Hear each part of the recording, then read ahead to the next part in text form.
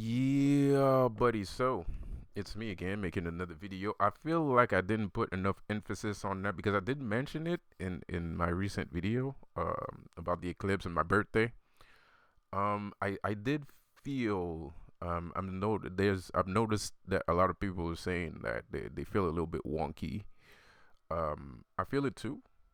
I felt the same thing. I'm not very eclipsey person. I don't feel like the eclipse is a it's not super important to the magic I practice. I know that sounds kind of weird because you would be like, well, you're darkness, blah blah blah blah blah.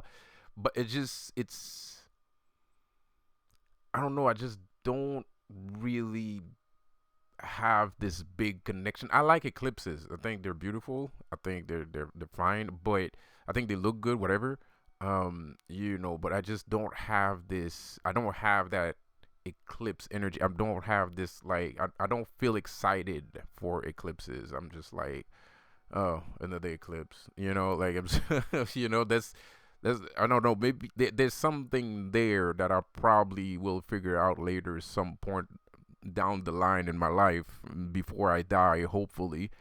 Um, but I have to admit that this eclipse did make me feel kind of wonky, and it did make me feel like it made me reflect on my life and how shit goes down.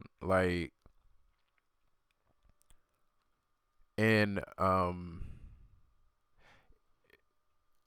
I did feel a certain injustice stemming from my life. I did feel like I was living through a kind of injustice where I feel like I'm being persecuted.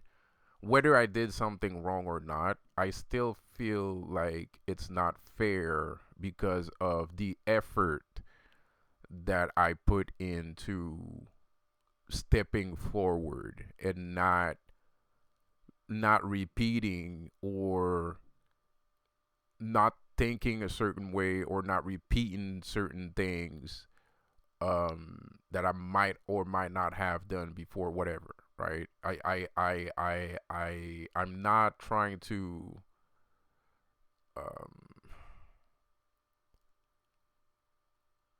I'm not trying to like diminish or divert attention towards certain things, but um it is important to live without guilt, and it is important to live without guilt because guilt will destroy you. It's normal to have some guilt, it's normal to know of the emotion of guiltiness because then you'd just be a fucking psychotic robot. If you never even I don't even know what that means, so but it is important to not let guilt eat you from the inside because it will eat you from the inside out. It's very dangerous to live with guilt. It will destroy you, like literally. It will become a monster and it will fucking eat you, swallow you whole, right?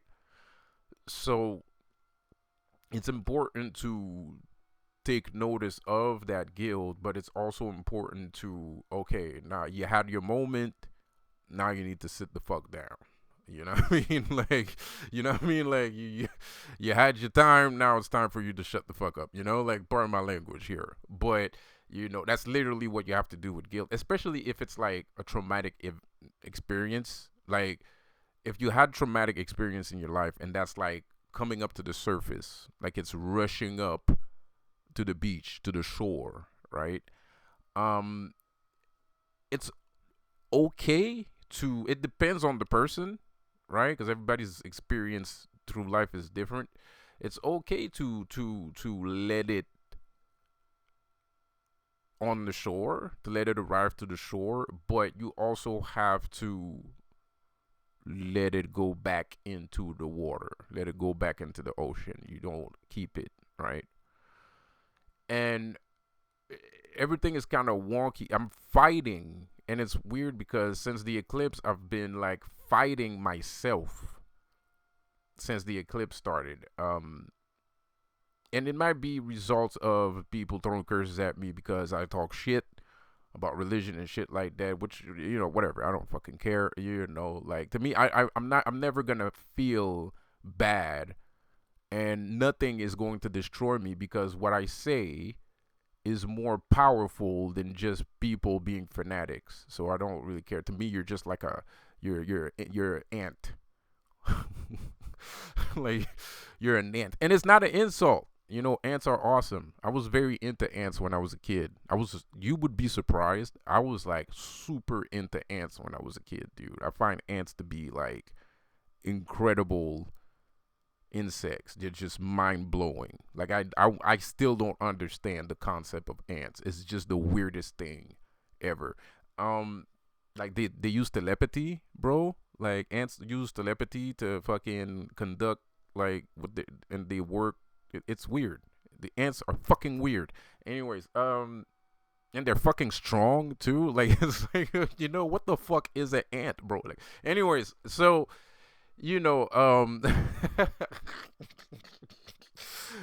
ants are fucking weird, bro. They use antennas and they're fucking strong. Like, what the fuck is that? Like, anyways, like, there's some weird insects, but there's some insects that look weird, but it's just like, ants are weird for another. They're not individually weird. They're weird. They're weird as a whole. But anyway, regardless.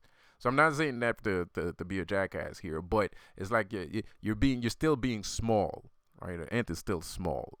So, of course, I'm never gonna be worried about, like, people that are just frustrated because I insulted their favorite rock star, or I had constructive criticism about their favorite rock stars. Like, I don't fucking care. That's not gonna destroy me. It's gonna take a lot more than that to destroy me, bro. Like, so, but when it does happen, sometimes, and being the person that I am, I don't like I said, I try to live without guilt, and I'm still human at the end of the day, emotionally and physically too. Emotionally and physically too, I'm still human. So I kind of take those moments to actually, like, reflect on those things. It's kind of like you're almost giving me. It's like it's almost a gift at that point. It's almost a gift because and I don't think, sometimes I think people don't listen to themselves speak, and that I don't mean that to be offensive, but it's kind of like you're feeling wonky, but you're going through the same thing I'm going through. Like, you're reflecting on things, and it might make you feel like shit, but is it really destroying you? Or it might be. It depends on the person. Because like, if you're a person like me, right? Like, you go through life, like, you just go through fucking life, and you look forward and you never look backwards. Like, you just look forward all the fucking time. But sometimes it's good to just take a look back, just to see what you left behind, all the fucking carnage. Like, just look at all the burning pile of carnage that's behind you, to like, well, you know what? I mean, that was bullshit, but at least this, or at least that, at least I'm here now, at least I did this. At least I did that. Like, it gives you a moment of humanity. Which depending on the person. Some people live life fast, right? Like, some people live life very fast. So, they don't get a chance, and the people around them live life fast too. So they don't really get a chance to, I'm not saying, cursing a person like that is a good thing. Fucking curse that mother, that's not, because it is not cool. It's not cool. But there's certain people that are at a specific level of spiritual strength, it is kind of a gift. You're permitting him to be human, if it's only for just one moment, because we know it's a curse. We know it's a curse in the back of our mind. We know it's a curse, and we know that we're gonna, we're gonna click off of it, right? It's just a matter of time before we click out of it. But because we're not people that are affected by emotional torture, right? We are masters of our emotions. We have mastered emotion, right? We have acquired dharma, right? So it's for masters of dharma. Sometimes it is good to think about the past a little bit. And the thing is, what I'm trying to get out here, I'm getting off track here. Um, what I'm trying to say is, like, I've noticed the same thing. I've noticed that the eclipse did bring up some issues, and I've noticed that I have been fighting myself, because there's a part of myself that's kind of like, no, you're doing fine, everything is all good, everything's all great, but at the same time, kind of like, is it? Like, no, but seriously, is it really all I mean, is it? And it's not good to do that, because you're in tune. You're in tune. This is the moment where you can, get shit done, and you can manifest, especially when yourself is aligned with you and corresponding with you. But you're not a robot at the end of the day. You're not a robot that's programmed to do the same thing every day consistently without fucking changing things. Like, is it really? And it is. But it's okay to slow down sometimes. It's okay to slow down sometimes, but as long as you don't fucking stay slowed down, it's okay to slow down sometimes and feel things. It's okay to feel things. Don't be afraid to feel things. Don't be afraid, like, just because, like, oh, I'm fucking up, the curse is fucking me up, I'm failing, I'm not supposed to feel like this right now. No, no, no, no, no, no, no, no. I mean, like, it's okay to think that. Sometimes it is. Sometimes you are fucking up. Yeah, you know what I mean? Like, sometimes you're fucking up, bro. But, like, not all the time. And I think that's what this eclipse was about. I think it was about the shore and what is in the sea, and what are the things that are coming up, and being okay with those things, and being like, yeah, I failed that, and I don't give a fuck, because it made me the person that I am today. Yeah, I did that.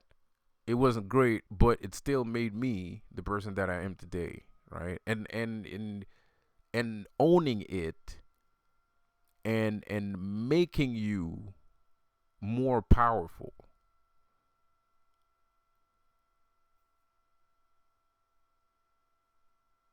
I think that's what the eclipse is about, I'm not the first one to be saying this. I guess I'm paraphrasing what some other people have said here on YouTube. But I'm not really paraphrasing. This is my actual, like, vision of it. This is how I see it, and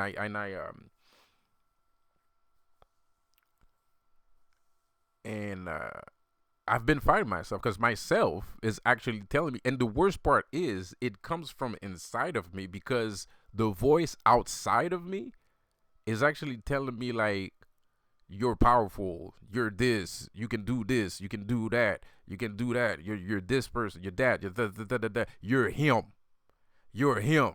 Like, I'm being cheered. But, like somebody just said, I'm not very good at receiving compliments. Like, I can give compliments. I'm good at giving compliments, but I don't like receiving I don't like receiving compliments. I don't know why. Because Because at the end of the day,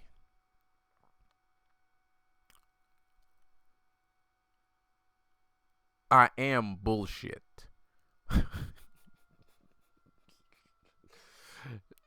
At the end of the day, I'm bullshit. No, for real. Like, I don't think everybody's bullshit. That's not what I'm saying. Well, it might be a little bit, and I'm sorry. But I'm a human, right? Like, I'm a human, and as much as I'm like, oh yeah, I'm Superman. Oh yeah, I'm Lucifer. Oh yeah, man, I got superpowers and shit like that. But there's just something about humanity that's bullshit, and I'm aware of it. And I own it, and I'm comfortable in my own bullshit, and I think it's fine. I mean, I'm just honest with myself, which is a self-deprecating and not a good way, because you shouldn't see yourself as bullshit, because you're not bullshit at the end of the day. But it's just, there's certain things about me that I feel that's bullshit. And so I don't like compliments. I don't like compliments because it doesn't sound good to my ear. Like, there's that, my ego is like, like, not really. I mean, yeah, that was good, but whatever. Like, anybody else could have done it, or I was just lucky to be there, or it just so happened that I don't see everything as, not all situations, I believe, are directly connected to a person's destiny. That's what I'm saying. And I know it's a very, like, it's deep inside of my subconscious that I feel that way, and that's the reason why I don't like compliments, because of that deep philosophical idea of, I just got lucky. Like, I just, it just so happens, if I would have not been there 2 minutes earlier, that it would have been someone else, so I'm nothing special, like, and I have enough experiences to make me feel the contrary. But life is so inconsequential, because at the end of the day, you are a grain of salt on a beach. If you compare yourself through time, infinity, parallel universes, multiple dimensions, multiple timeline, you are just a fleeting moment in time, or not. This is where my sense of scale gets fucking wonky, like, just thinking about it's making me, like, just ugh. And this is what I mean when we have trouble with our sense of scale. It's always going in and out. It's like dubstep. Like, it's like wah wah wah wah. You're big, you're small, you're big, you're small, you're big, you're small, you're big, you're small. I mean,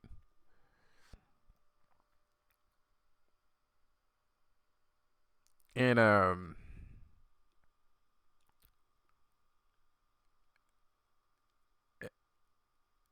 so I've been fighting myself, which is weird, because it's not something that I do usually. I don't fight myself, especially when myself is trying to cheer me on. I don't really fight myself. But since the eclipse hit, I've been fighting myself. I've been fighting myself, even though myself is telling me the contrary of what I'm thinking. I'm outright testing the validity of what my higher self thinks of itself. And that is very negative. It's very negative, because my higher self will never think of itself as something lower. That's the reason why he's the higher self. But it's just like, I'm insecure. My insecurity is making me feel that way. Like, do I deserve these things, or what makes me, who died and made me God, like who decided that I was going to be the person that I am today, like who, what, where, for what reason. I keep asking me, basically I'm asking myself useless fucking questions. And apparently everybody else is also. And I don't know if it's because of the eclipse per se, but April is the year where cultivation begins. So this is when our skin is being shed. April is the month where we shed our skin, right? Spring cleaning, the eclipse, cultivation, everything is relative. This is the month where farmers grow their crops, when they plant their seeds and they start cultivating for the year. And internally, I guess this is what's happening with us right now. We're shedding our skin. We're beginning a new cycle. And to me, that's the thing about the eclipse. The eclipse to me is just a cyclical happening. To me, I see the eclipse as something purely natural. I don't see the eclipse as something supernatural. It's actually very natural to me to see an eclipse in my head. In my head, there's nothing connected to the eclipse. There's no spiritual value to the eclipse in my head, because it's like a clock. It's like the clock hitting 12. Pardon me for saying, I'm overstating here. Paraphrasing and overstating when I say that there's nothing spiritual about the eclipse. Everything has something spiritual about it. Just the fact that it's cyclical is a spiritual meaning. It's a very big spiritual meaning. But there are some things in spirituality that are constant. And there's some things about time and nature that are constant.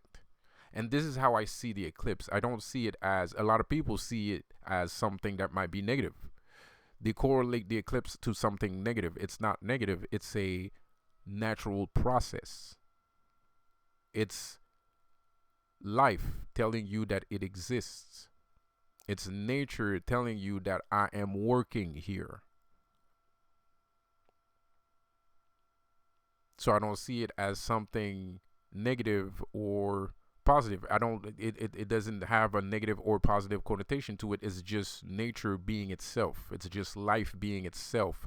It's a cycle, right? There's a cycle. This means that, okay, things are working. I would be more worried if there were no eclipses. And I think everybody should be worried if there were no eclipses, because that would mean that the sun doesn't exist, that the moon doesn't exist, that Earth probably doesn't exist, but at least now we have a kind of a proof that these things are actually happening. Whether it is what we say we is on a scientific level or on a spiritual level, which is the earth being a plane of existence, and the sun being just light, being fucking reflected and blah blah blah. It doesn't matter, because at the end of the day, time needs to exist too. We created time, but movement, it's not time that I'm talking about. Sorry about that.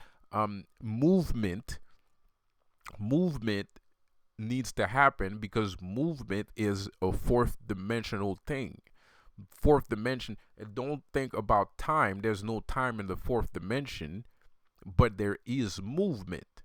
Movement is the fourth dimension. It's part of the fourth dimension. The only reason why the fourth dimension exists is because of movement, gravity, and attraction, and repel, and all that stuff, right? And I'm not saying people that do rituals on the fucking, on the eclipse, blah blah. That's not what I'm saying. You can do rituals during the eclipse. You can do healing rituals during the eclipse. You can do very mean rituals. You can do some very mean rituals during the eclipse. You can do a lot of things during the eclipse. But to me, in my personal life, for some reason, which I can't explain, I just don't have any negative or positive ideas about the eclipse. But but if you want to give it, if you feel like the eclipse does hold some form of power to you, then go ahead, do it. Whatever it is that you feel that it gives you, go ahead, because it's important to give meanings behind things. That's how you give something power, is by giving it a meaning, right? If you don't give something a meaning, it doesn't have any power.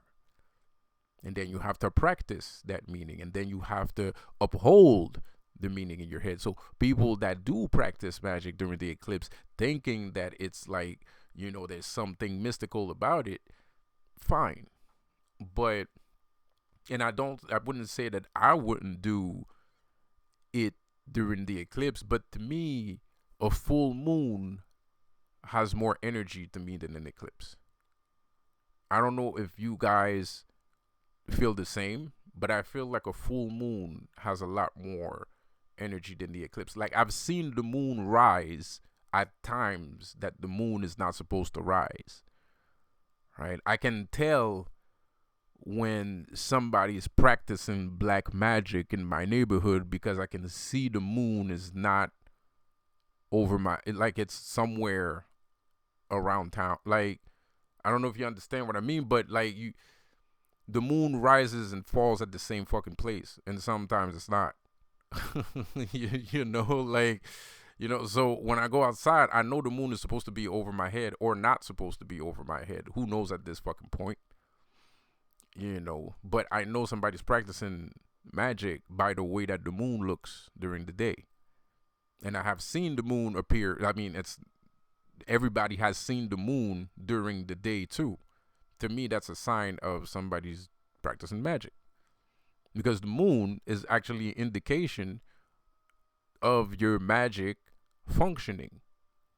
When you see a full moon outside, it's a good sign. When you just did a spell and you go outside and you see the full moon, it's a good sign. That means your spell worked. So to me, the moon is even more of a supernatural event than an eclipse. But that's my opinion, and only mine. Because I'm pretty sure that there's probably some books out there. There's probably some sorcerers out there that actually do have a whole fucking thing based around the full moon. I could put my hand in fire. That I'm so sure about that. You know what I mean?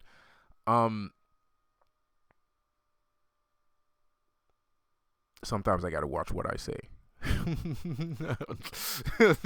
Sometimes I gotta watch what I say. I talk too fucking fast sometimes, and it might, make people feel like me, But I really mean that for my own personal. It's my. I'm not even gonna say belief, because it's not like I don't want to incorporate like an eclipse to something in my magic and shit like that. It's just not something that I, it like, some people are gonna get excited about it. Me, it's gonna be like, okay, cool, full moon, nice. Like, I don't, it doesn't get me out of bed technically. But all that to say, I do feel like the happening that's happening right now, where everybody's vibe is a little bit wonky.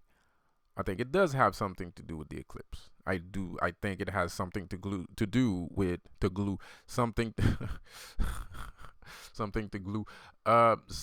do with the new cycle beginning. And it's on April, which is perfect because it's the beginning of the cultivation period.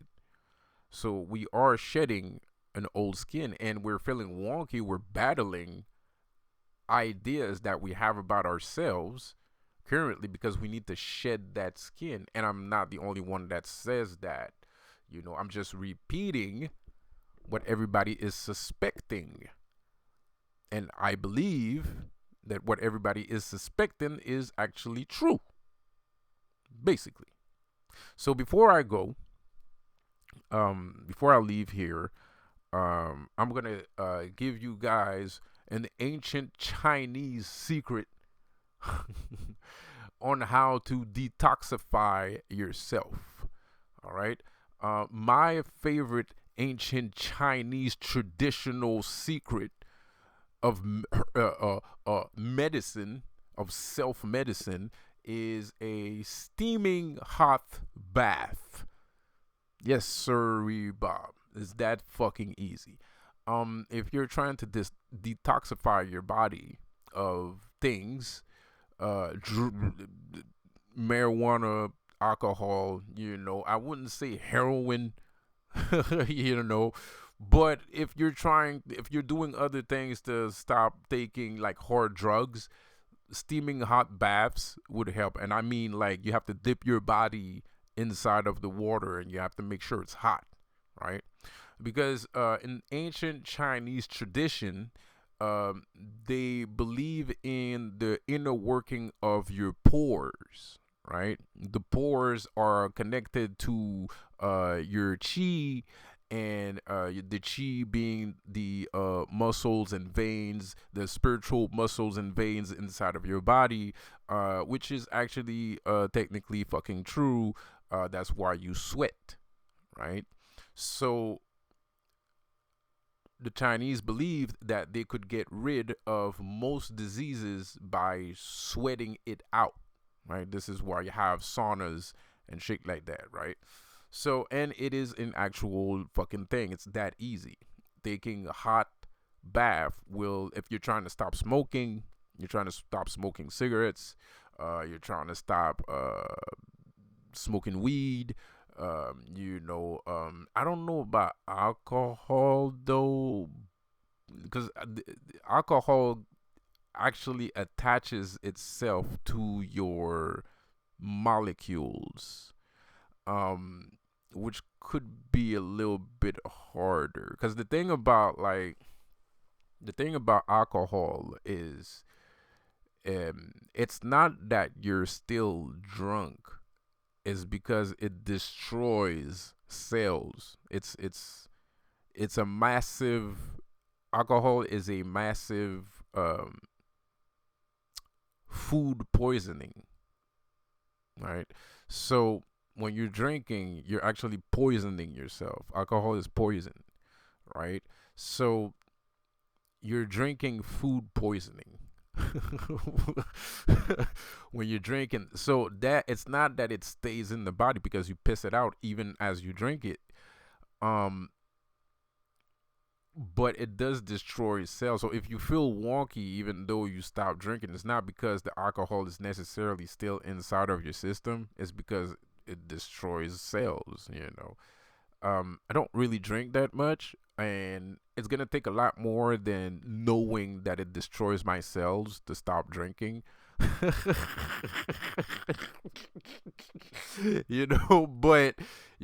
I don't drink a lot. Like I drink on occasion. I drink when I have friends.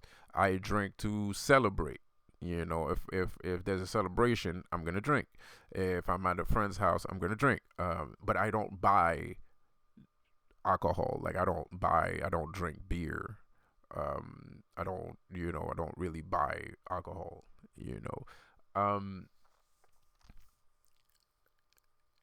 And it's good for people to not drink. It's good to not have the habit of drinking. Once in a lifetime, it's fine.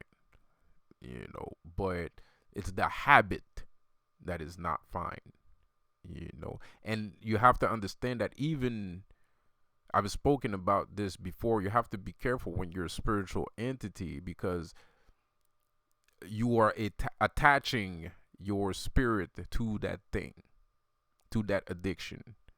So You have to be aware that once if you drink, if you decide to drink, then you drink, right? You're gonna drink for your whole fucking life.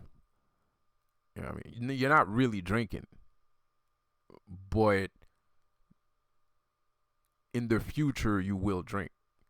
Whenever that future will be, right?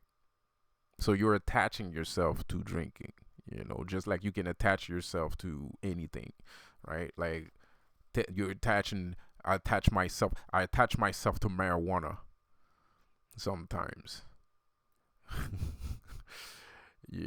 And I am okay with that. I don't smoke all the time. I don't do drugs all the time. I don't drink all the time. But it happens, and then I uh I might binge and then I stop.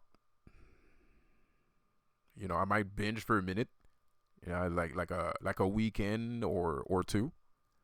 I might binge for a weekend or two and then I stop completely for months, years, whatever. And I think that's okay, and I think that's okay. The problem is when it becomes a habit.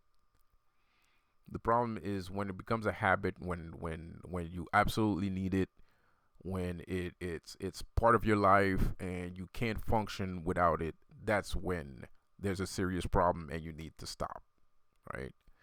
If you drink once a year, I don't think you should speak to yourself in the manner, or let anyone speak to you in a manner that, oh well, you fucking drink, you're a drunk, blah blah blah blah blah. No, that's bullshit. No, you're not. You're not a drunk. If you smoke weed once in a lifetime, once every fucking 6 months or some shit like that, you know what I mean? Like, don't let people call you you're a fucking druggie and shit. No, that's not true. You are a very sophisticated individual. That's what you are. You are a sophisticated individual that is capable of enjoying the little things in life. That's what you are. You're not a drunk. You're not an addict, right? Yeah, if you can't let it go, that's a fucking problem. So, anyways, whatever the case may be, I guess alcohol, you can remove alcohol from your system through your pores too, but you're already doing that as you're drinking any fucking ways. So, like, I don't think I don't think the hot bath system would work for that kind, because it's not a toxin. It's poison. It's not a toxin, right? But a toxin is in your system. That's the difference, right? Drugs is a toxin.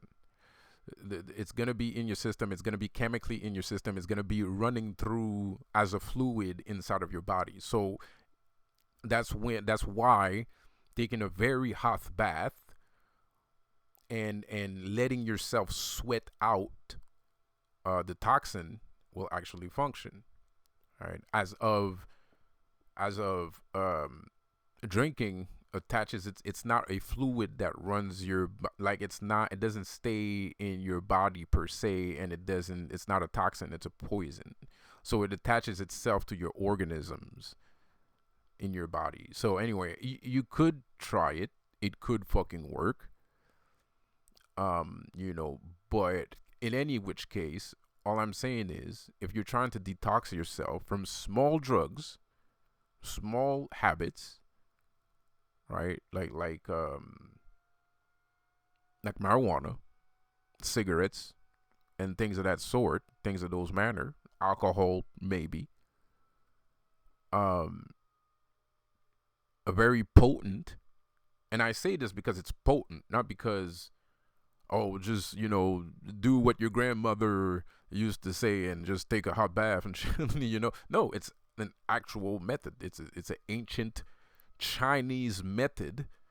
I mean, fucking kung fu Shaolin temple shit. You know what I mean?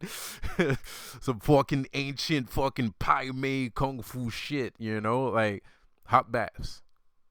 Hot baths will clean and cleanse your body. More than one, not just one. You actually, it has to be a fucking process. You have to take multiple hot baths and it's gonna remove the thing in you. It's gonna remove the toxin from your body. You know,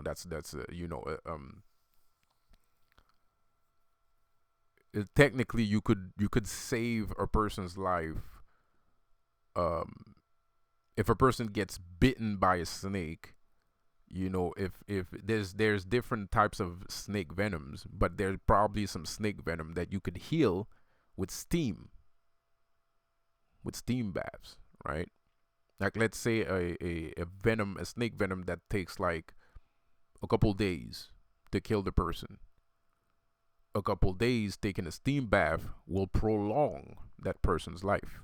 He will not die. He'll probably eject all of the poison that's in him by pouring out the toxin that is in him through his pores. Right? So don't underestimate the power of a hot bath. It's amazing. It's very healing. It's very healing. So so all that to say, yes, I've been feeling a little bit wonky. You know, if I have offended you, I'm sorry. That's not what I meant to do, and I do realize that it might be offensive.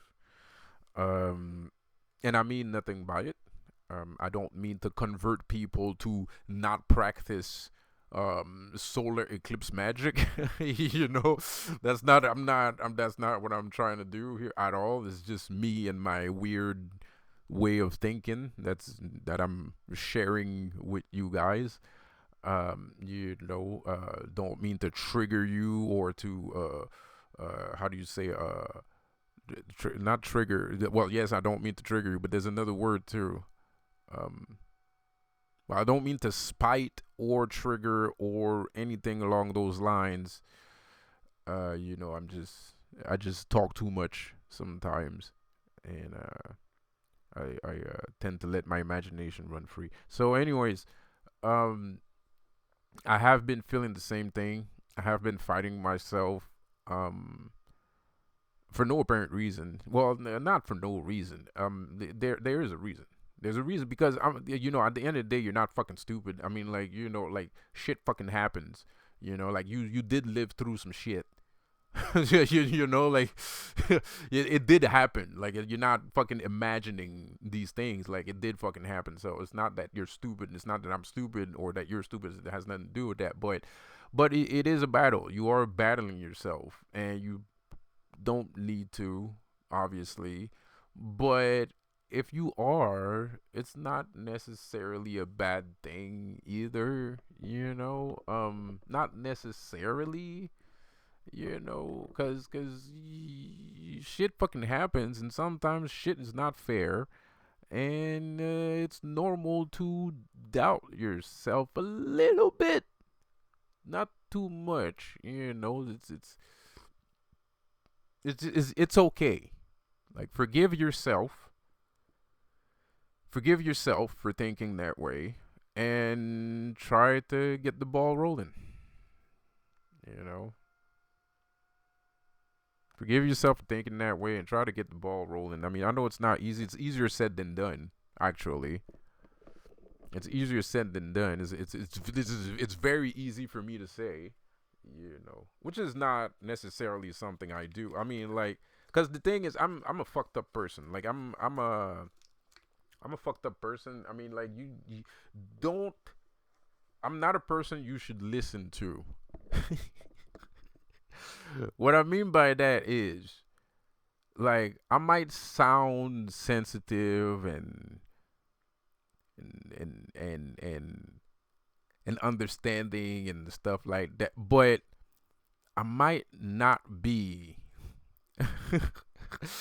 in real life. You know, like So it's just I love using my brain. I appreciate my mind. I appreciate the way I think. I appreciate who I am. So I tend to express myself on a very feminine level. And when I mean feminine level, I mean on a level where I have more sensitivity. I'm more in touch with my feminine side. I am in touch with my feminine side. So, my motherly side. So, but it might steer you wrong because there's some people, like, what I mean by that is there's some people that might want to take advantage of you because they okay, that's how he thinks, that's how okay, so that means blah blah blah blah, and you're gonna end up with a very different result. It happens, and I laugh every time that it happens, and the people that do that to me sometimes end up in a very bad situation. Like it didn't end up the way that it thought it was gonna end up, because I don't know, people are fucking stupid. People are fucking stupid, and people are fucking stupid, and like, and I'm sorry to say, but it's fucking true. People are fucking stupid, and it's very bad. And it's like I feel like I don't think it's a bad thing to be in touch with your feminine side. I don't see it as a bad thing. I don't see it as a disadvantage. And it's kind of like society sees people that are in touch with their feminine side as being soft, or like they assume things about people that are in touch with their feminine side. They assume that because of TV, because of television, and that's all because of television. That is literally because of television. And there's no other reasons why this person thinks that way. It's literally because of television. So, because of television, people think that people that are in touch with their feminine side are soft, and they're gonna let themselves get run over, and they're gonna let themselves you can just fucking insult this person, he's not gonna do anything, or you can just push this person, he's not gonna push back. And then they're fucking surprised when you do fucking push back, or you don't take the insult. They're like, what the fuck, aren't you in touch with your feminine side? And you're like, so your point fucking is, and and I think it's a disservice. I think it's a disservice to society to not let people, because there are people that would be in touch with their feminine side if it wasn't for their immediate surrounding, right? If it wasn't for their immediate surrounding, they would be in touch with their feminine side. And it's kind of a disservice because the person does feel things, and it's not because he's a witch, it's not because he just understands things on, because it does take a higher level of understanding to be able to be in touch with your feminine side, right? So, and mind you, I'm not talking about soft guy era here. I'm not talking about having girls paying for dinner. That shit's fucking gay to me at this point. I'm pardon my language, but it's a thing that I always say, I've been saying that since I was a kid. So anyways, I don't, that's fucking weird. That's very emasculating. It's very emasculating. I hate when a woman pays for dinner. It's the most emasculating. I feel horrible. Like I feel horrible. I will fucking walk out of the fucking date if you fucking pay for. No, because I'm not having it. I'm not fucking having it. So, anyways, like almost, like, no, I wouldn't, but almost, like, that's almost how I feel. So, that's not what I'm talking about. But when people are in touch with their feminine side, it seems like it's like people just want to make fun of you, or they feel like you're less than a person, when actuality is because you understand your role as a man, but you reflected so much on being a man, you reflected and thought about being the man so much that now you are capable of traversing or trespassing, if that's a word, not to say trespassing, because that would mean like like you're doing something you're not supposed to be doing. But like if you're capable of entering, you have enough understanding of your male side, and now you have access to the feminine side because you know where each emotions you have practiced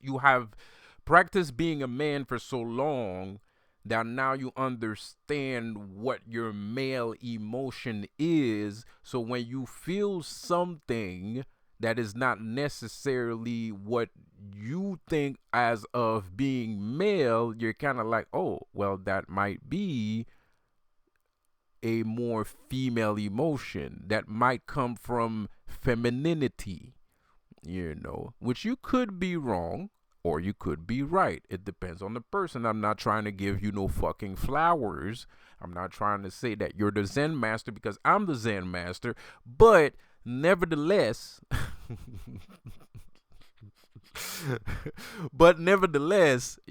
there are some people that would be in touch with their femininity as of not being acting like a girl, but they would have certain things that look more the way that they think would seem a little bit more feminine or than male, but it's not because he's less of a man. It's not because it's not because he's not a man. It's because he's more in touch with it, and it's just I feel like it's a disservice. It's a disservice because that's blocking the flow. It's blocking the flow. You're blocking the flow. You're not letting traffic flow both ways, right? You're not letting traffic flow both ways. And most men, especially nowadays, they're not in touch with their femininity. Most men are not in touch with their femininity because of TV and media and what other people tell them that they're supposed to be. Like, they're not being who they think that they're supposed to be. They're being what someone else thinks that they're supposed to be, which is not cool. There's nothing cool about that, bro. I mean, of course, we're all in a rat race and we're crabs in the bucket and blah, blah, blah, blah, blah, blah. But, you can have your own personal moment where you're just reflecting and or enjoying yourself in your own skin, which brings me to another subject, because apparently a lot of people are talking about sex magic, and give me a second here, and so I'm not gonna steal anybody's thunder. I'm not gonna steal anybody's thunder, but I will say this: sex magic in demonology is very important. Is extremely, extremely important, and you can even defeat curses with You can even defeat curses with sex magic. You can defeat curses with sex magic, like, easily. Give me a second here. You can defeat curses with sex magic. It's a very potent, very powerful thing. But, I mean, you have to. I mean, dog, it's not that easy. It's fun, obviously. If you consider that being fun, technically, I kind of consider it being work. I kind of consider it being work. It's not. It's a You have to have a lot of stamina, bro. You need a lot of stamina, and you need some strength. I mean, like, it is what it is. I'm clowning around here, but it's kind of true, bro. Like, and and it's very potent, and you can achieve, especially in demonology. In demonology, it's very important. It's a very important a offering. You can offer you can offer sex to a you can offer an act of sex to a demon.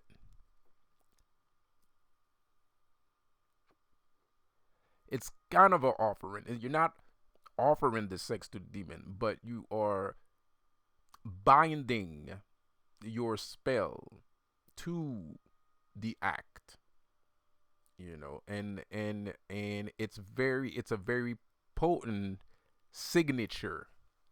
It's like signing your name on a dotted line, right? It's like signing your name on a dotted line. It's better than signing your name on a dotted line. Like, let's say you're trying to make a pact with a demon, right? And then you take a piece of paper and then you write whatever you want, and then you do the ritual and blah blah blah, and then you sign your name on at the end of the fucking thing, right? With blood or with a pencil or whatever, right? Some people do it with blood, some people do it with a pencil, right? Some people do it both. You can dip your blood inside of the ink and then write your name with the ink, blood, whatever. So, yes, I have done it. Before you ask, yes, I'm speaking from experience. But what I also noticed is the potency of, instead of signing your name on a piece of paper and writing down a piece of paper, you do the ritual and then you proceed to cordially and respectfully towards the bedroom. If you're lucky, your altar is next to inside of your bedroom, depending where your altar is. Some people have their altar in a different place in the house. Some people have altars in their rooms. It depends, in their closet or whatever, right? So you do the ritual and then you turn around, you do the thing. That is a extremely potent signature. It's even more potent than your blood or ink or whatever. It's a very potent signature. Once you sign that way, there is a very high probability of your demand to be granted, right? And in the case of defeating curses through sex, like I said, I don't want to steal nobody's thunder. There's other people that want to talk about it. I'm gonna let them talk about it. I don't want to be the only one talking shit. I do appreciate that other people, because the more people that talk about these things, the more influence we will generate, and the more people will be interested and whatnot, and yada yada yada, blah blah blah. If I sit here and I say everything all the fucking time, nobody's gonna fucking listen to the other fucking people, and then all the attention is gonna be turned on me, and then I'm gonna say something that's fucked up, and then people are not gonna agree, and then they're gonna just fucking be like, oh fuck everything, and blah blah blah blah blah blah blah, so on and so on. you know so like I said, not trying to steal nobody's thunder. I will let people say what they have to say about sex magic and shit like that, and I kind of don't want to say too many secrets too. I do give out a lot of power. Like I said before, I do give out a lot of strength and power and knowledge and stuff like that. And I don't want to, anyway. So I don't want to be when somebody fucks up, I don't want to be the sole responsible for somebody fucking up, right? So you can defeat curses through sex magic.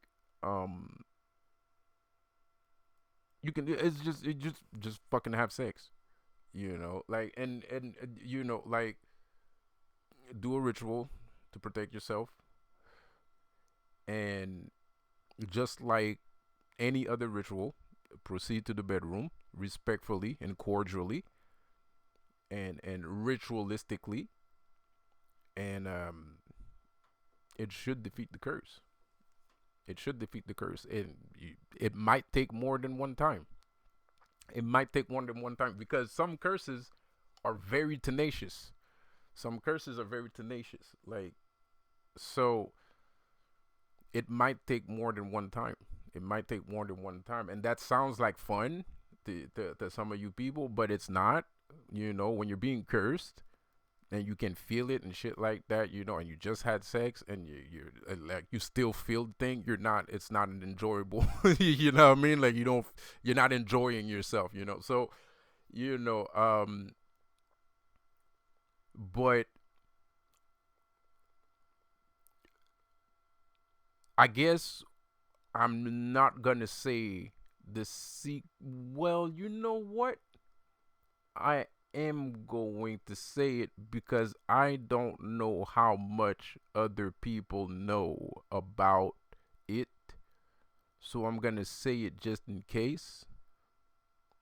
But like I've stated before, one of Lucifer's names is Cupid, right? So there has to be a link of appreciation between the two for the magic to work. It's not gonna work if you just like you can't just go to the club and get a drunk girl and have ritualistic sex and it's gonna be all right, right? Maybe if you're asking for money, maybe if you're just trying to invoke a spirit, that might work, right? But if you're doing something of great importance, the greater the importance, the more you need to have a bond with the other person. And the stronger the bond with the other person is, the more effective that the ritual will become, that the result of the ritual will become. So there is an aspect of love in there, and I understand that some people are kind of like, what the fuck is this guy talking about? This fucking demons. Demons don't love things. Well, you can choose to believe what you choose to believe. Like it's your fucking business. I know what I know, and I know what I know. You know what I mean? Like whatever you choose to believe is whatever you choose to believe. I know what I know, and that's it. I'm just letting you know what I know. You know. And if I have to be honest, there is a little bit of me in there too. There's a little bit of me in there too. I'm not gonna say that I've discovered something or that I invented something. I'm not gonna say that, but there is a tinsy wincy drop of me in this process. And I'm telling you, the best way to proceed is by power scale. I love using that. I watch like power scale videos all the time. Like, what if Goku fought Superman and shit. I don't know. I find it interesting. Like, these guys go fucking crazy on power scaling. Like, they're like calculating gigatons and quintillions, and shit. Like, it's fucking funny. So, anyways,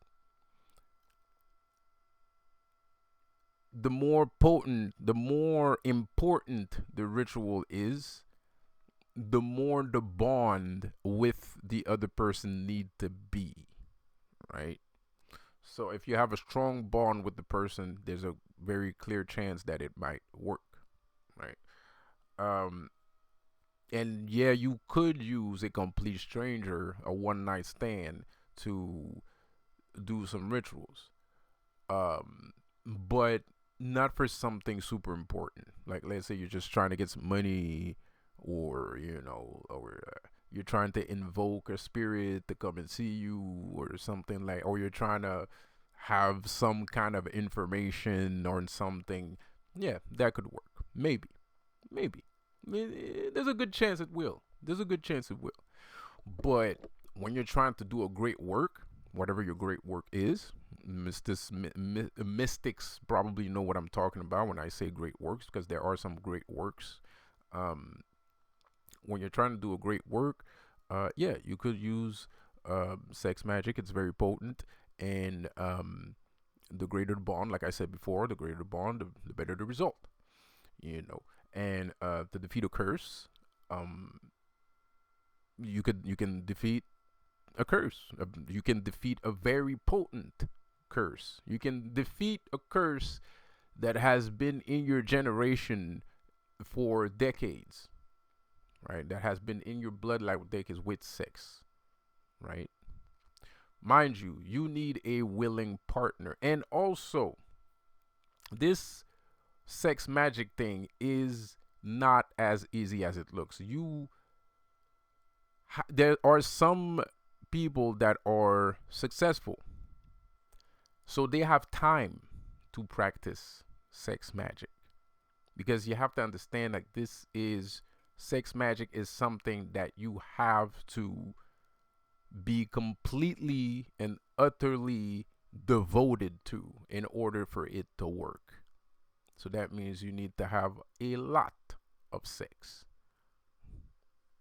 So you need to be in a position where you can have a lot of sex. You know what I mean? So, like, not everybody can practice sex magic on a specific level. You could, I mean, of course you're going to get some result if you try it, and or you dedicate, like I said before, you do a ritual and you dedicate the end of the ritual to that specific act, ritualistically, respectfully, and cordially. I'm not talking about the sex itself, but the way that you proceed to the sex, mind you. But um, yeah, I mean, yeah, maybe, let's say, both of you are working, but you're both magic practitioners, but both of you work. Um, you know, uh, of course, if you take your Sunday or your Saturday or your Friday, whatever, to actually practice some sex magic, you put on your schedule. Okay, we're gonna do a ritual, and so let's boom that day, boom. It might work. It might work. It might work, but it's not gonna be as potent. And you have to understand that this sex magic is an ancient tradition. It's an ancient thing. So you have to understand that back in the days, these people that created some of these spells had the power, and they had the power and they had the time to actually delve into sex magic, which we today do not have. We don't have that kind of political or social power that some of these people used to have. You have to understand, like, a lot of these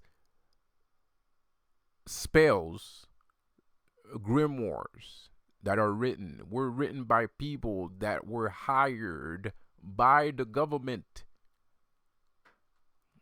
So these guys had power, these guys had money, these guys had, they wasn't broke. Like, they were not broke magicians. They were, important people in society, like Rasputin. Right? Rasputin was the right hand man of the Tsar of Russia. Right? He had anything he wanted. So Rasputin had the time to practice whatever he needed to practice. He had the power and the resources to practice whatever he wanted to practice. John Dee, same thing. He was the alchemist of the Queen. He had the time, he had the power, he had the resources to practice whatever kind of magic that he wanted. He was paid to do so. Right? So I'm not trying to scare off anybody here, but all I'm trying to say is, I know there's some people that I'm gonna get into sex magic and shit like that. It's not that easy. It's even worse. It's even worse. It's even worse when you wish for it. Like, let's say, like, you sign a contract with a demon for sex magic. Well, you have to respect that contract.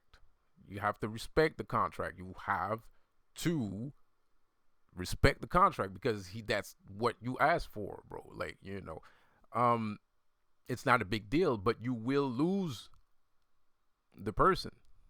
You will lose the person that was sent to you for the familiar,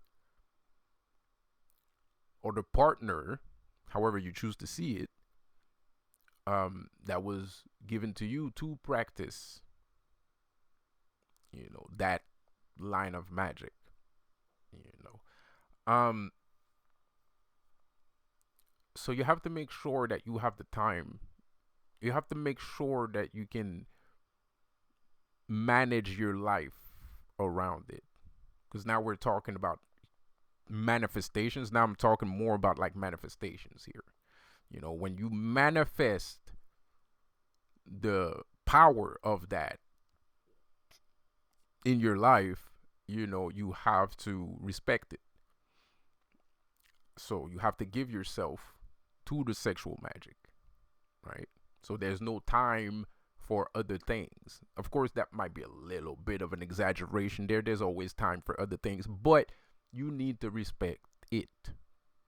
You need to respect it, right? So,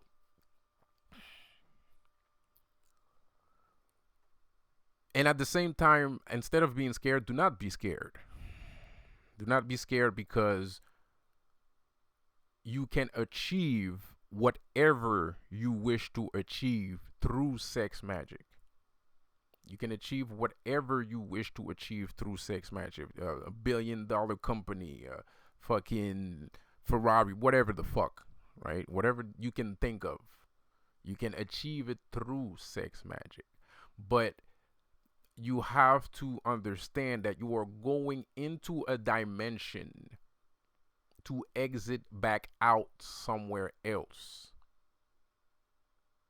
So it's kind of like you're using the laws of attraction a little bit, right? It's kind of like using the laws of attraction. It's a weird wonky laws of attraction here that I'm talking about right now. Dark, very dark, wonky law of attraction shit that I'm talking about right now. So, be careful if you're going to practice sex magic and you already have a partner, you already have a loved one.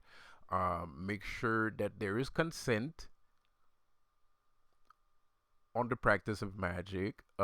Please talk to each other about how much sex that is willing to be given towards the goal that you have decided. That might be a fun part for some people, or a more embarrassing part for other people. But it's important. You don't want your partner to feel scared. You don't want to be scared yourself, or you don't want to scare your partner. You don't want to force the partner either to do something that they don't want to, because that can fuck up the whole fucking thing. So you have to. Yeah. You just need to be responsible. Be responsible. There's nothing wrong with being a little bit overzealous, in a good way. To be excited about it. There's nothing wrong with that either. Enjoy yourselves. You're supposed to enjoy it. In the case of breaking curses, no pun intended, no offense meant. In the case of breaking curses, please do, please, please do. There's nothing wrong with that. Please do break curses through each other, through yourselves. Because the reason why I said overzealous, I know there's some horny guys out there and there's some horny girls. Even in the world of magic, people are people. There's and there's nothing wrong. There's nothing wrong with that. Nobody's gonna judge you because of that. It's fine. As a matter of fact, that it's even better. So so so yeah, man. In the case of breaking curses, please do remember that it's not that easy. It's not like, oh, I'm gonna break the curse. I'm just gonna have sex and break the curse. Like, it's not gonna be immediate. It might be immediate, or it might take more than one time. It might take a couple days or maybe even weeks, depending on how powerful the curse is. If you're dealing with a very powerful curse, it could take a month, even probably a year. Yes, a whole year of fucking. you're gonna you're gonna have to go through a whole year of fucking until the fucking thing leaves. Until it completely detaches itself from you. And you're basically, it's like breaking a curse with sex magic is like a fight. It's like you're fighting. You know what I mean? It's like a punch. It's like you're punching the curse. You know what I mean? So the curse start to act up, have sex, yeah. You know what I mean? That's like a punch to the it's like a punch to the face to the curse. So anyways, that's how it works. I'm sorry. Um but there's a lot of ways to break curses, but we're talking about sex magic in particular here. Um and be responsible, basically. Be responsible. Um be respectful of each other and talk to each other. Specify what your needs are. Um Make sure to get someone involved, not a third party, but a demon. Make sure you have a demon involved. And manifest whatever you wish to manifest, and it will come true eventually, probably immediately. It depends. It depends on the person. It depends on what was asked. It depends on the energy level. It depends on, because you have to understand, when you practice these things, you can't be fake. Like, if you're practice you're dealing with gods, right? You can't lie. You can lie to me, but you can't lie to a god. Like, that's impossible. Like, you're in denial if you think that you're fooling a god. That's just ridiculous. So you can lie to a person, but you can't lie to a god, right? So you got to be like, you have to remain honest. You have to remain honest. And you will be able, as long as you remain honest with what you want and what you're trying to achieve, you will be able to achieve it through sex magic. Almost a guarantee. You can't really guarantee in magic, but it's powerful and it works, and that's why people have been practicing it for eons. You know, it is what it is. You know, so yeah, respectful and honesty with each other. Like, if something is making you feel uncomfortable, you have to say it. If it makes you feel uncomfortable, you have to say it. And if you like certain things, say it also, because things float in the mind. Things float in the mind while you're doing things, right? And now you're like incorporating your corporal self with the astral realm at the same fucking time. And so if you're like sitting there, you're like, oh man, this sex is really fucking boring. Like, like if you if you're sitting there, like if you're sitting there, you're like, this is fucking boring. Like, like, of course it's not gonna fucking work, because the whole fucking time you were thinking about like fucking XYZ. So you have to be honest. Like, if you're not enjoying having like a ridiculous amount of sex, if you're not enjoying it, like, fucking say it too. And maybe you can come within an understanding with what you are doing, because like I said before, if you're like both you know overachievers, or y'all work every 40 hours a day, every day, no weekends off with overtime and shit, and Saturday is the only time. That it could still work. It don't matter. It could still fucking work. It could still fucking work. So, like, the important thing is to be honest and be open and be honest, respect, have some respect, and then there's some, and it depends on, because there's like different types of sex magic. There's different types of sex magic, and you know and that's where the overzealousness might might come in, because there's certain things I don't want to say, but it's like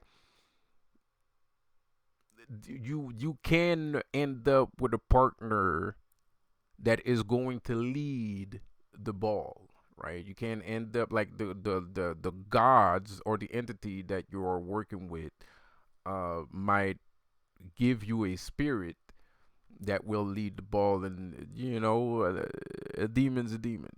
At the end of the day, a demon's a demon. So they might be a little bit, a little bit too on it. What I mean? They might be a little bit too on it. You know what I mean? So, um, but and when you do get an entity like that, you do have to be careful. Because they're the one leading the ball. So you have to be careful. You have to you have to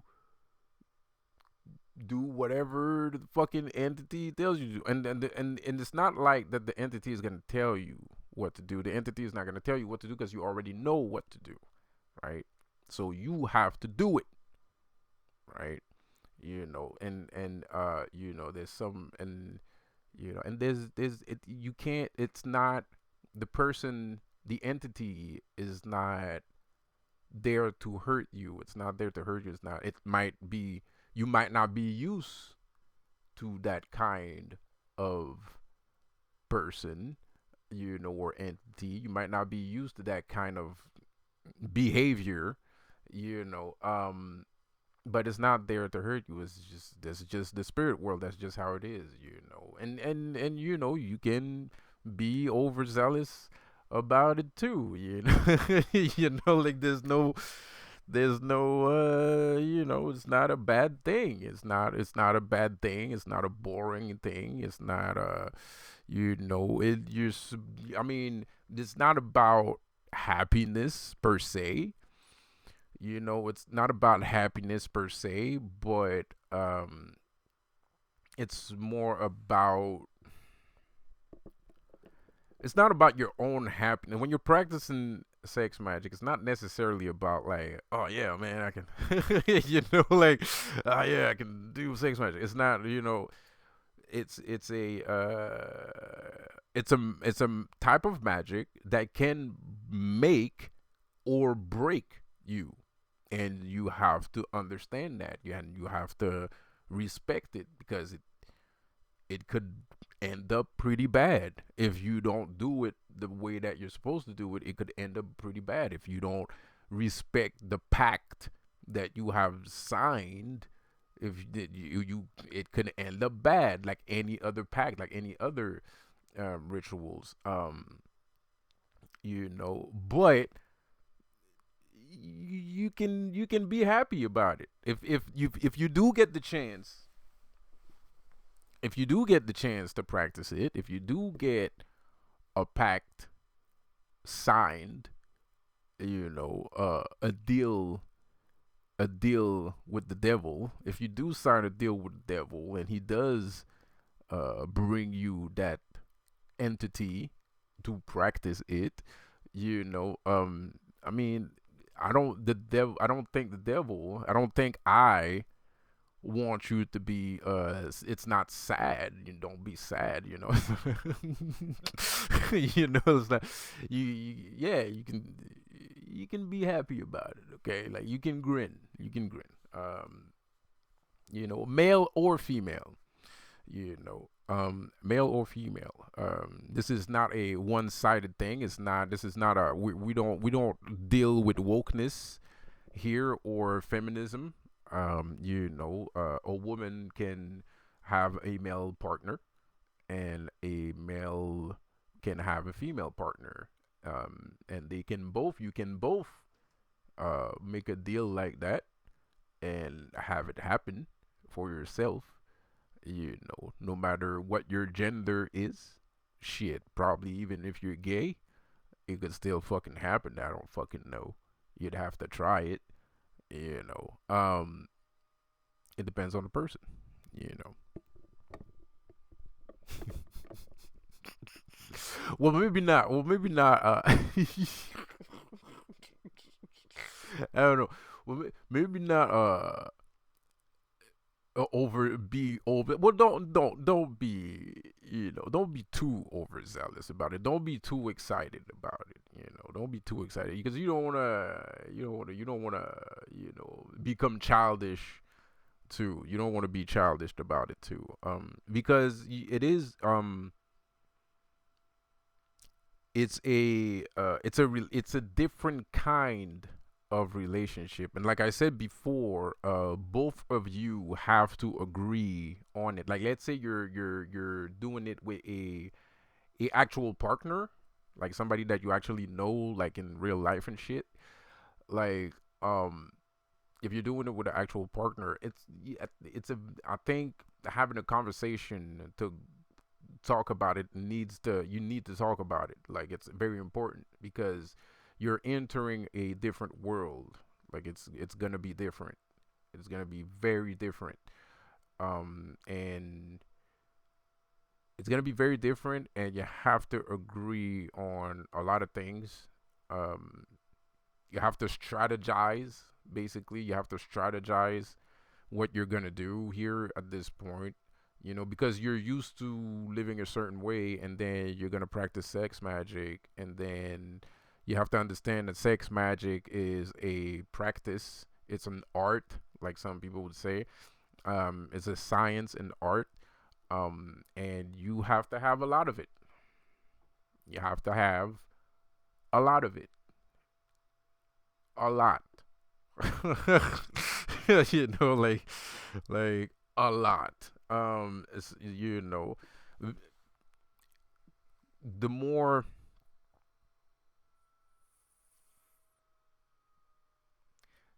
because like I said before, one of you has to let the other person in. So one of you guys um has to let the other person in, you know. Um and not everybody's ready to do that. Like, especially women. I mean, like, especially women are not ready to just fucking let you in like that. And some might fucking enjoy, maybe some might fucking be waiting on that shit. You know what I mean?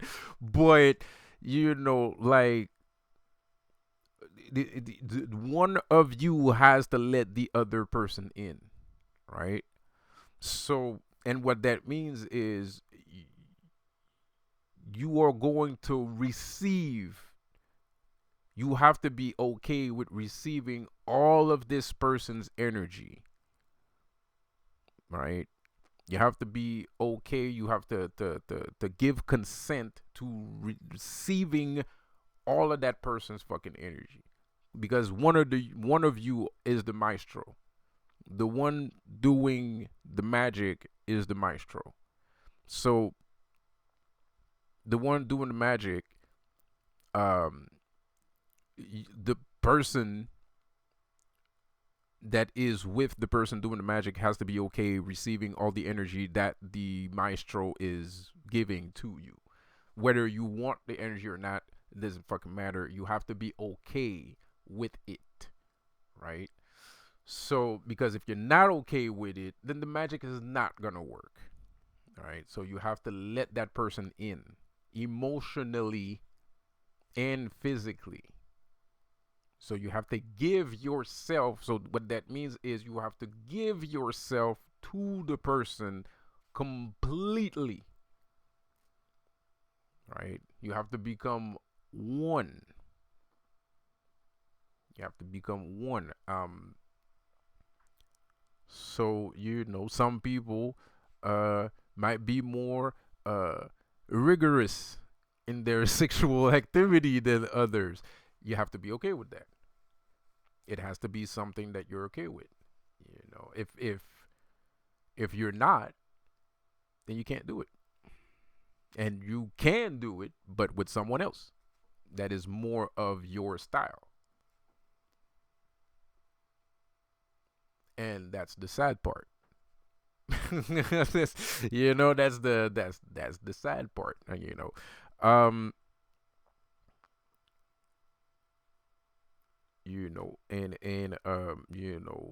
sensuality.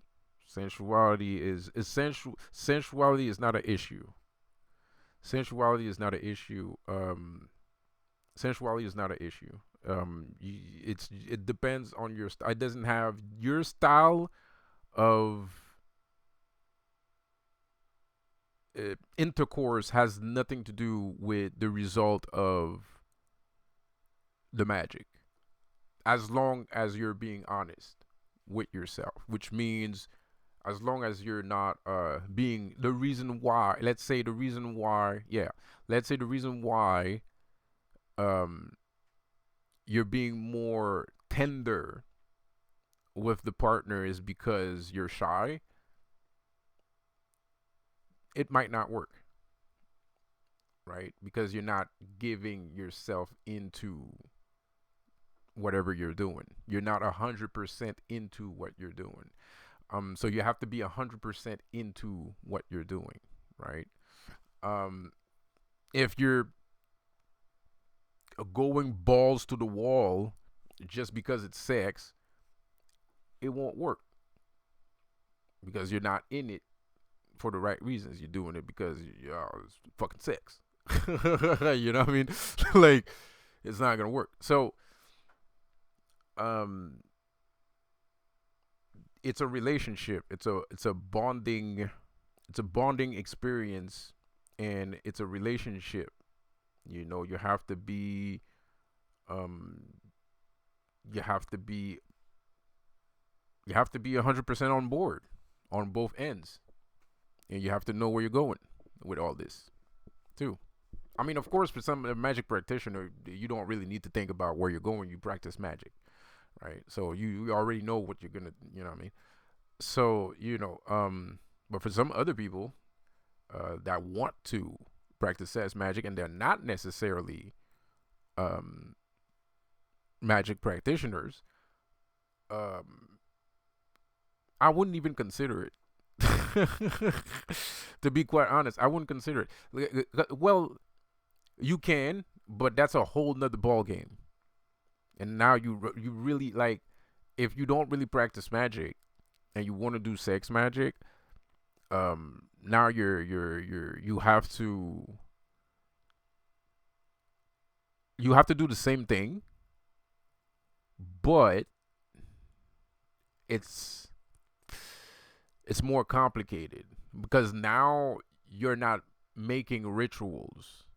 So there's no mediator, because the demon or the god or the entity is going to be the mediator between what you signed for and the ritual done for what you asked for. But now there's no mediators. Now it's just you and that other person, right? So now it's up to you to make that happen, right? And now we're falling along the lines of laws of attraction, right? We're falling along those lines of laws of attraction, and you have to, like,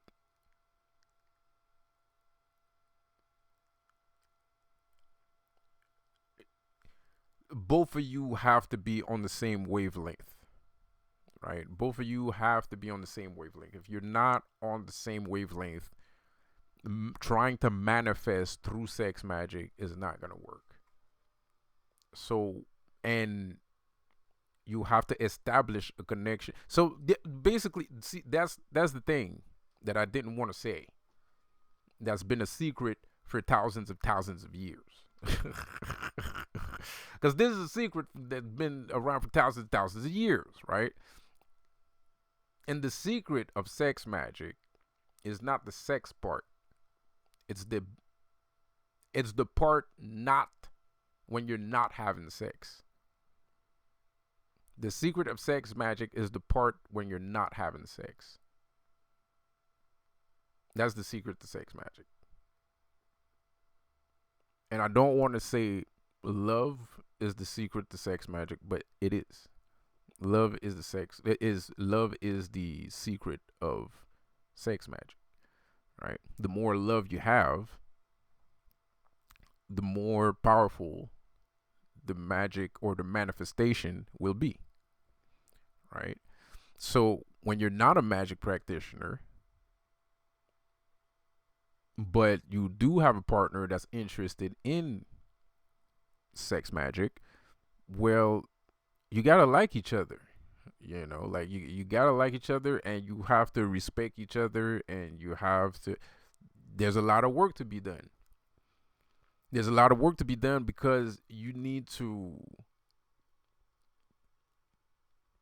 Both person needs to be on board. Both person need to be on board. They need to.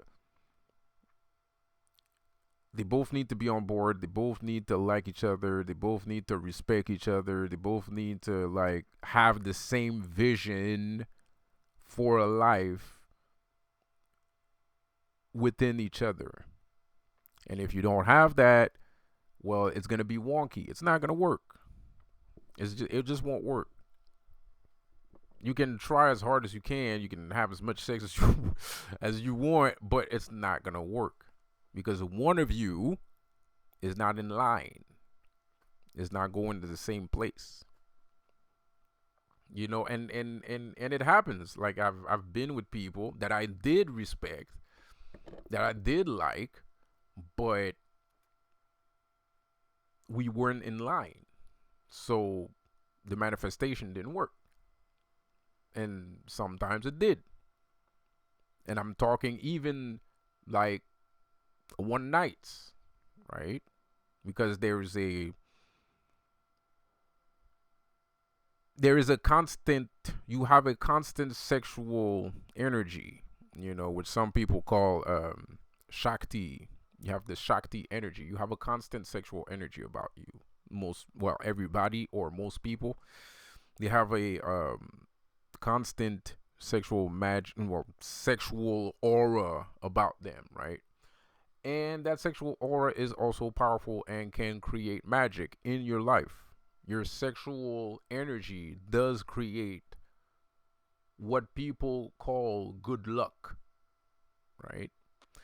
So when you have a high potency of sexual aura, the sexual magic about you, your individual self, it does create good opportunities in your life without even, there's no sex involved. It's just that sacral, is it the sacral?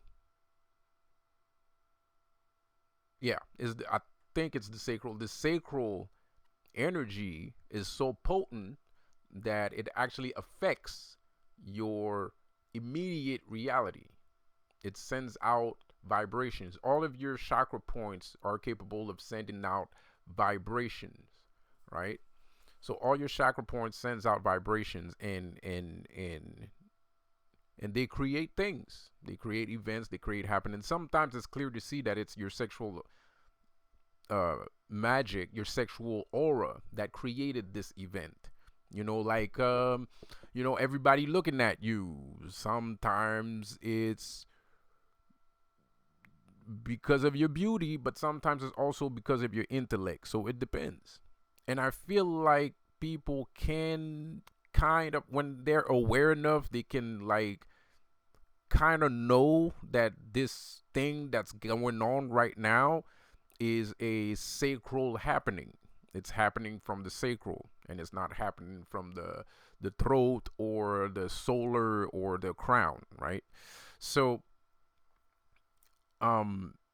it is possible, like I stated before, but if you can read between the lines, if you can read between the lines, I guess that form of magic is for more advanced mystics, you know, being able to just take a person and try to manifest with that person even though you're not going to see them again. Um it can work. It could work, you know. But it's not a guarantee, you know. And when you are practicing sex magic, that is something completely different than just using your sacral energy in order to manifest things, in order to achieve things, right? Because this is when your sacral energy, I guess, is your Shakti energy, because I'm not even sure if it's sacral, so I'm just going to say Shakti. Your Shakti energy is something that is constant. It's always there. It's been there. It's always been there, you know. And it's very powerful, and it kind of makes you who you are too. Like, it's important. It's like more important than people give it importance to, right? So, because like I said before, like, it's capable of, like, you should, like, some people just, they're all about the crown, right? Like, you know, everything's the crown, and the crown this and the crown that, you know, which is not a bad thing. I'm not dissing nobody. I'm not trying to, you know. So, but, you know, as much as the crown is important, so is the sacral, because the sacral can actually create things in your life, good opportunity. It does give, because sexual energy, actually, it's good energy. It's always good. Sexual energy is always good. Always. It never gives you bad experiences. It only brings you good opportunities all the time. It gets you jobs, it gets you positions, it gets you, you know, money, it gets you friends, it gets you anything. It gets you anything. Your whole entire life. You probably don't even notice. You know what I mean? You probably, there's like 100% chance that you probably don't even notice that most of the good things, the good energies, the good vibrations that you're receiving from time to time. I'm not saying it's all the time, 24 hours. That's not what I'm saying. But from time to time, some of those good opportunities, some of those good chances actually came from your sacral and not your crown. Especially if your crown is turned off. Let's say you're just minding your own business and you're not trying to create something. If something is manifested in your life, it's, even though you turned off your crown because you're resting your crown, or because you're resting your crown, right? There's a good chance that if some opportunity that happened during that day that you rested your crown came from your chakra, came from your Shakti energy, right? It gives you good luck, right? It's very attached to the color purple. It's very attached to the color purple. It's very attached to cats and the night and the moon and all that. It's all, you know, the mysticism, femininity, sensitivity, all that shit. It's all connected, right? Your Shakti energy is a feminine energy. Whether you're male or female, it doesn't matter.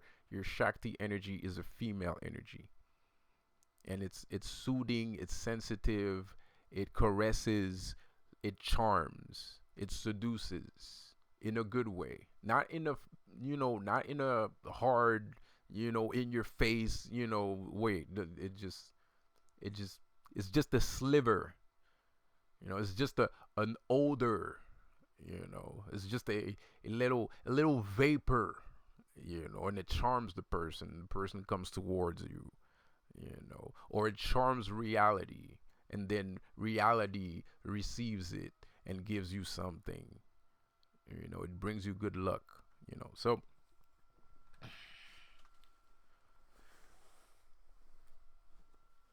So we talked a lot. I just wanted to make Just wanted to make a 30-minute video and shit. You know, we talked a lot here, man. You know, and you know, don't be too overzealous. Don't be too overzealous. You know, it's okay for you to, if you do achieve that sort of power, although it's okay for you to be happy. You don't have to feel guilty. You're not doing anything wrong. You're not doing anything wrong. It's okay for you to be like, yes, you know, and it's good to have that energy too, because you're gonna need it. I guarantee it. um you know, like, you're gonna need it. And but you know, but it's not as easy as everybody makes it sound. And I don't think anyone makes it sound easy, but you know, I feel like people underestimate the actual arcane ism behind it, the actual, like, demonic, diabolical, you know, demonic, diabolical energy that's behind it, bro. Like, it's real fucking shit. It's real shit. You know, that's real fucking shit. Now you know, you're dealing with real ass fucking shit. You know, so you know, so you, yeah, man, that's all I have to say, man. You know, be respectful. Be respectful. Shit. I mean, the secret's already out. Fuck it. Uh, love your partner, because the more you love your partner, the more powerful the spell is. Um, and it's funny, but there's some people that's still not gonna believe that. There's a lot of people that are not gonna believe that because they already have an idea of what demons are. They already have an idea in their minds of what demons are, and demonology is, and Satanism and Luciferian.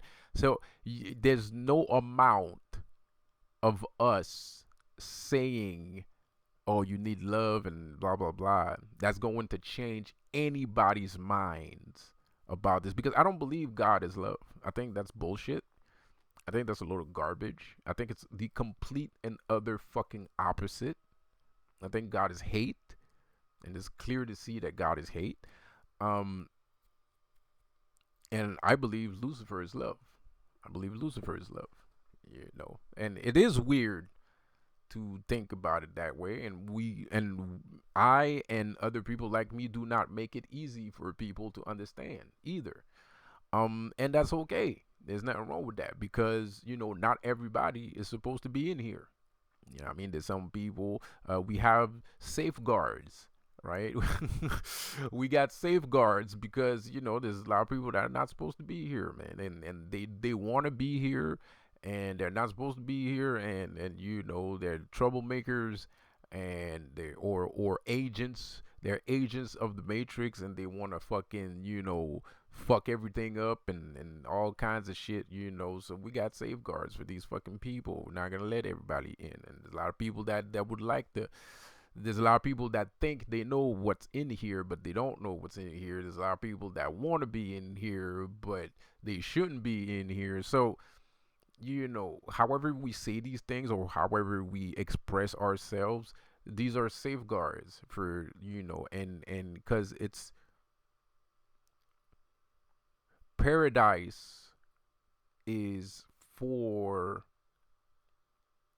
the people that believe in it. And that's also a safeguard, because that's not really what I mean to say, but I mean to say something else. You know? So paradise is for the people that believe in paradise. You know. Um Paradise is for the people that believe in paradise, and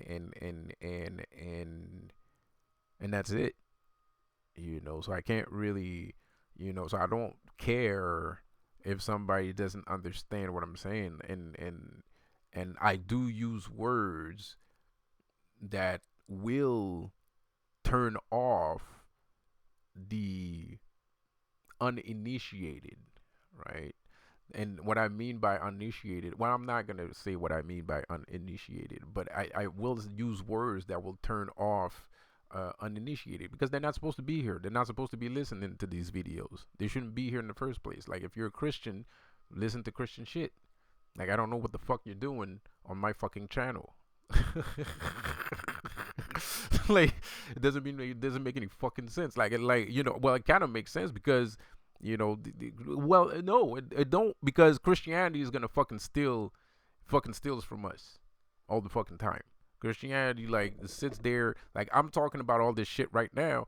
I guarantee you, in 2 weeks, they're gonna be talking about the same shit I'm talking about, and they're gonna say Jesus was a fucking sex master.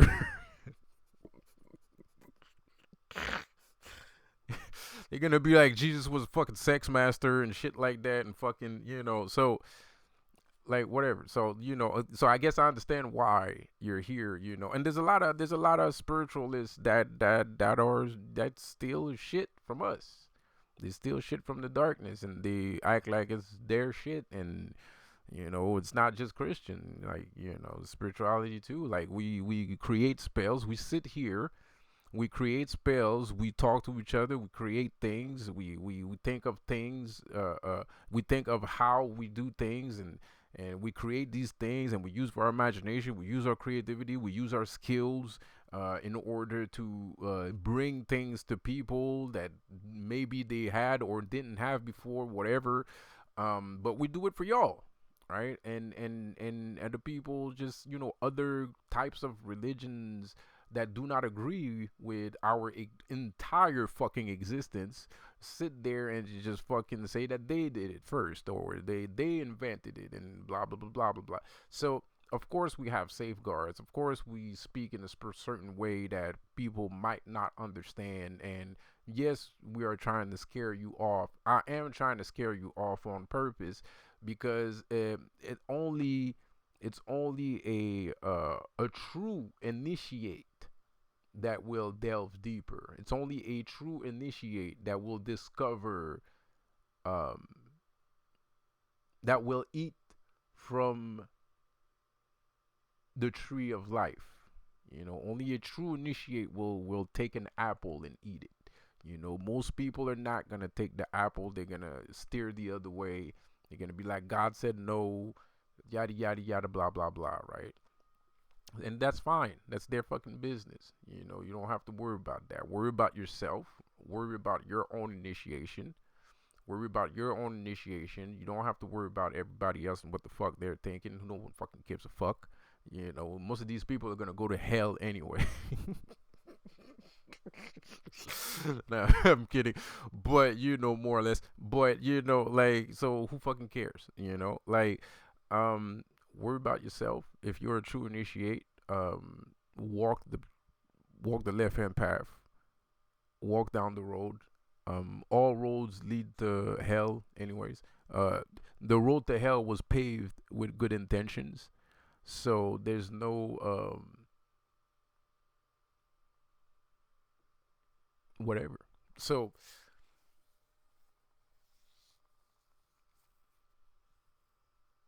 man, this was a great fucking video.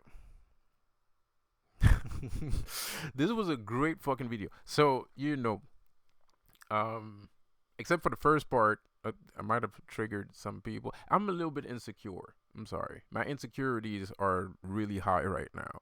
I think I'm still dealing with that whole fucking Eclipse thing. I'm still dealing with that whole Eclipse thing. My insecurity is really high right now. Um, so yeah, of course, yeah, we use, we have, we always used code words, and and things of that matter. And in some cases it's not code. In some cases it really is what the fuck it is. Like, it's like when I'm telling you, like, it might sound fun, oh, the sex magic, but you need to respect it. If it comes from, if you're doing black magic and you're practicing sex magic, you're practicing black magic through sex magic, you need to fucking respect that shit, because it might fucking run you over. Yeah, like it might fucking steamroll you. So like there's some things that are fucking true. A demon is a fucking demon at the end of the day, and if you do manifest a familiar specifically made for sex magic, that entity might fucking steamroll you too. So a demon's a demon at the end of the fucking day. But is it something to worry about?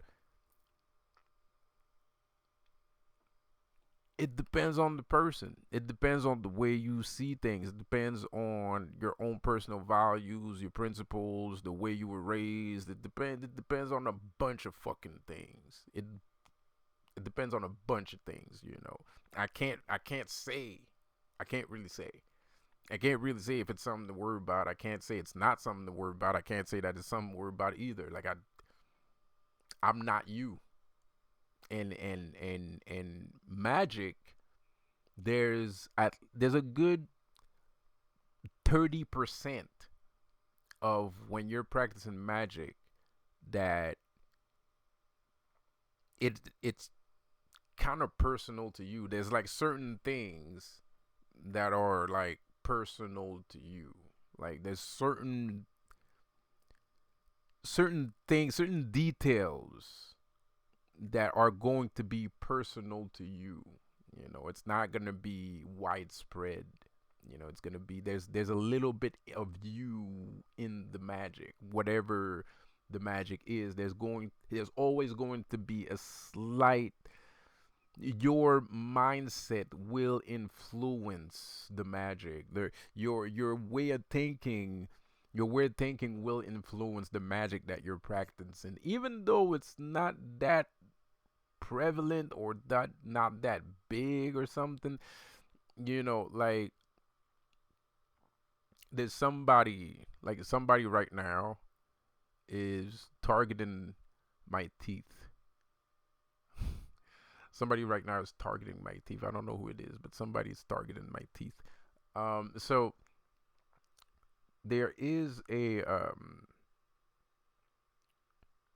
there is a there's always gonna be a little bit of you while you're practicing magic. There's gonna be a little thing. There's gonna be a small portion, the small details, like the small details that's going to be the reason why the magic happens the way it happens is going to be kind of because of you, because the way you think or the way you see life. So you have to understand that too. Even though a good 90% of it is word for word what everybody else says, there is a little 15%, 30%, 20% in there that's going to be you. Yes, there's a little bit of you too. It's not 100% just like exactly like the book says or exactly like this person says or exactly like that. There's going to be a little bit of you in there too. So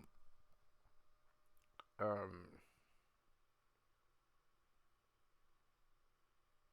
yeah, man, that's the secret of sex magic that I didn't really want to say, but I guess I felt the need to say it because I feel like everybody's listening to me right now, so I'm feeling self-conscious. Um,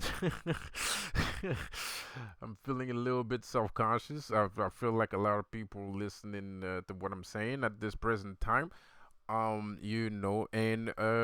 so I just hope that you will practice your sex magic respectfully, and consensually, respectfully, consensually, ritualistically. I hope you the best for your ritual activities. And ladies and men, do not let fake fake witch doctors, it's fake snake oil fake snake oil salesmen to get you in the bed and tell you the contrary of what you've just heard here today, because these people might be there to hurt you in the most horrible way possible. in order for you to walk towards something that you do not walk, that you don't want to walk towards. And you have to be careful, because if you're listening to this video and that actually fucking happens to you, it's gonna take you fucking decades before you realize the truth, which will eventually mean that you will have to fucking suffer for another 10 fucking years to get back on the horse.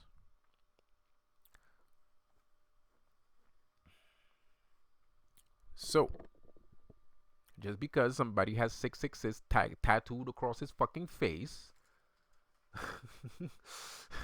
that doesn't mean you should let him tell you, teach you how to fucking practice it. If you hear this shit here, if you heard this shit here first, if you heard a specific individual like, I don't know, like JD Temple, or,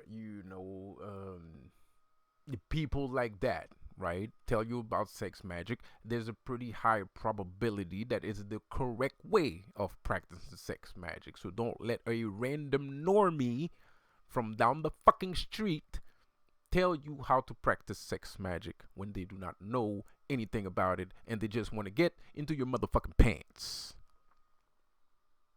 Unless that's what you want. Yeah, like, unless that's what you're looking for. So yeah, respectfully and cordially, and mind you, before I go, I must be honest.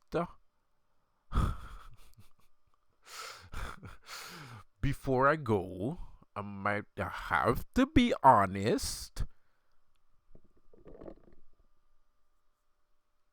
If you're dealing with demons, well, the more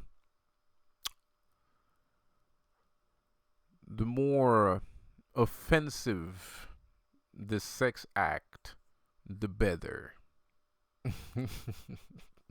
But that's specific. That's specific. Like, if because there's the kind of demonologist or Satanist, whatever, Luciferian, that really fucking hates God, and and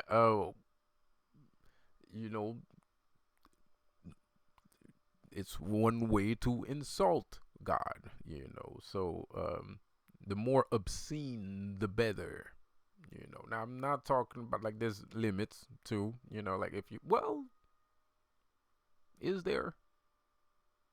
Not really. No, there's no limits. But there's some stuff I don't want to know about. Like, I'm not into fucking scatophilia and shit like that, bro. Like, you know what I mean? But no, but even that's acceptable. Like, as long as the person wants to be fucking shitted on, if the person wants to fucking be shitted on, well, fuck it. you You know what I mean? That's, like, that's their fucking problem. That's that's their fucking issue. I don't fucking care. Don't fucking come to me with your like, if that's your fucking sex story, bruh, like, get the fuck out of my face. Like, I ain't trying to fucking hear all that. You know what I mean? But the more obscene, the better. But like I said, and I shit you not, pun intended, it has to be done respectfully, in consent, in complete love. Yes, you can shit on somebody out of love. It's a thing. People love shit. You would be surprised. People love all kinds of things, and I'm not talking about the Illuminati. I'm not talking about the Illuminati. I'm not talking about, there are some fucking people out here that have a shit fetish. Okay? So don't feel excluded if you have a shit fetish. I probably shouldn't even laugh, to be quite honest. I probably shouldn't even fucking laugh, actually. If you have a fucking shit fetish, you have a fucking shit fetish. I don't fucking care. Please don't let me know. I don't want to fucking know. Well, actually, I don't fucking mind. But, I'm not interested in that sort of fucking thing. Nah, because I don't fucking care. Like, but but all those things are fucking acceptable as long as it is done in consent. It is done within a loving and respectful environment. Let go, nigga, go fucking crazy. You know what I mean? Yeah. So I will end the video on scatophilia because I'm a fucking jerk. And in my head, I think it would be really cool to stop the video as I talk about shit. So that's exactly what I'm gonna do. And I'll see you. I'll see you in the next one. Have a good one. Peace out.